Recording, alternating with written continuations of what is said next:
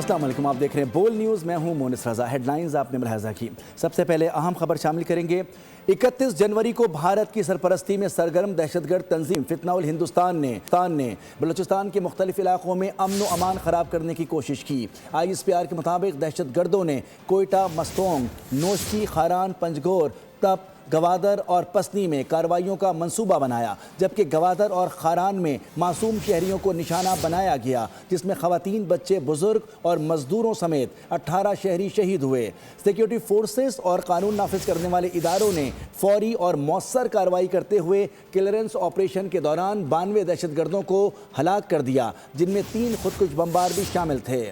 شدید جھڑپوں میں وطن کے 15 بہادر سپوت شہید ہوئے۔ انٹیلیجنس رپورٹس کے مطابق یہ حملے بیرون ملک موجود دہشت گرد سرغناؤں کی ہدایات پر کیے گئے۔ گزشتہ 2 روز میں ہلاک دہشت گردوں کی مجموعی تعداد 133 ہو چکی ہے۔ بھارتی سرپرستی یافتہ دہشت گردوں کے مکمل خاتمے تک آپریشن جاری رہیں گے۔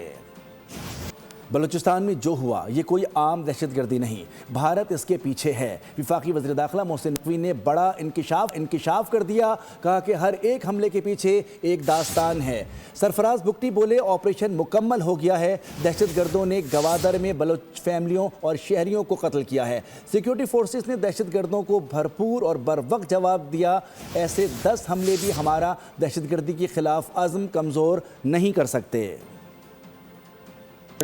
جو اس ٹائم ضروری ہے، جو دنیا کو پتہ چلنی ضروری ہے کہ یہ دہشت گرد نارمل دہشت گرد نہیں ہے۔ India is behind those attacks. I can tell you for sure that India planned these attacks along with these terrorists۔ اور ہم آپ کو ایک چیز بتا دیں کہ ہم ایک چیز کے پیچھے جائیں گے، جس طرح CM صاحب نے کہا، کسی ایک بندے کو بھی نہیں چھوڑیں گے جس نے اس اٹیک میں حصہ لیا ہے۔ میں سمجھتا ہوں کہ سیکورٹی فورسز نے جو ریبٹل دیا ہے، جو رسپانس دیا ہے، دیٹ از سپرب۔ میں تمام ان کو غازیوں کو، شہداء کو سلام پیش کرتا ہوں۔ اللہ تعالیٰ اس فتنے کو، ہمارا جو ریزولو ہے، اس طرح کے 10 اٹیکس بھی ہمارے ریزولو کو جو ہے وہ کمزور نہیں کر سکتے۔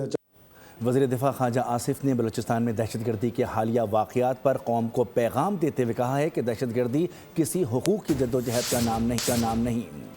ایکس پر ان کا کہنا تھا کہ بیرونی سرپرستی میں چلنے والی دہشت گردی کا ہدف پاکستان اور بلوچستان کے اپنے لوگ ہیں۔ دہشت گرد ترقی، امن اور روزگار کے مواقعوں کے دشمن ہیں، اسی لیے مزدوروں، مسافروں اور عام شہریوں کو نشانہ بناتے ہیں۔ انہوں نے کہا کہ یہ گروہ مجرمانہ نیٹ ورک، منشیات، بھتہ خوری اور اسمگلنگ سے مالی مدد لیتے ہیں اور سوشل میڈیا کے ذریعے نوجوانوں کو گمراہ کرتے ہیں۔ وزیر دفاع نے واضح کیا کہ ریاست پرعزم ہے دہشت گردوں، سہولت کاروں اور بیرونی ہینڈلرز کو منطقی انجام تک پہنچایا جائے گا۔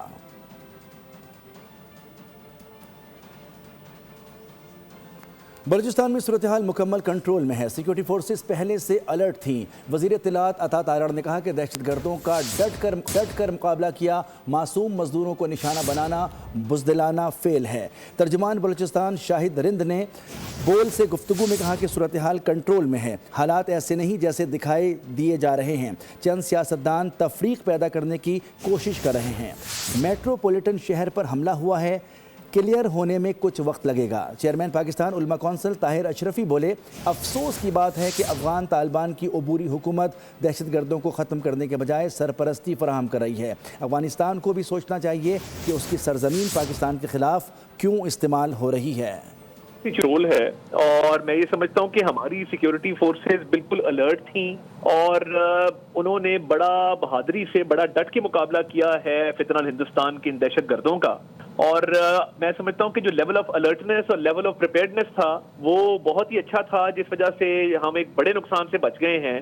کی جو جان بچانا جو ترجیح تھی بلوچستان کی پولیس کی اور سیکورٹی اداروں کی، اس میں وہ کامیاب رہے۔ اس وقت جو ہے کلیئرنس آپریشن مختلف علاقوں میں جاری ہے، لیکن جس وقت ہماری فورسز ان دہشت گردوں سے لڑ رہی ہیں وہاں پر کچھ سیاسی رہنما اس وقت بھی سوشل میڈیا پر پوائنٹ اسکورنگ میں مصروف ہیں۔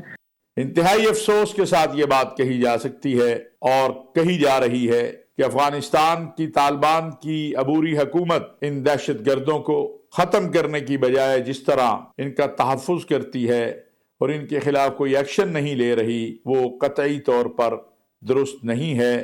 افغانستان کے صاحب عقل و فکر لوگوں کو اس طرف توجہ دینی چاہیے۔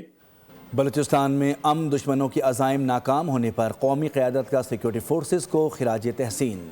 صدر مملکت، وزیر اعظم اور وزیر داخلہ نے جوانوں کی مؤثر اور بھرپور جوابی کارروائیوں کی تعریف کی۔ فورسز کے شہداء اور دہشت گردوں کے ہاتھوں بے گناہ بلوچ خاندان کی شہادت پر دلی دکھ اور افسوس کا اظہار کیا۔ دہشت گرد حملوں کا مؤثر اور بھرپور جواب دینے پر قومی قیادت کا آپریشنل فورسز کو خراج تحسین۔ صدر مملکت نے بلوچستان میں سیکورٹی فورسز کی مؤثر کارروائیوں پر اظہار تحسین اور فورسز کی شہادتوں پر اظہار افسوس کیا۔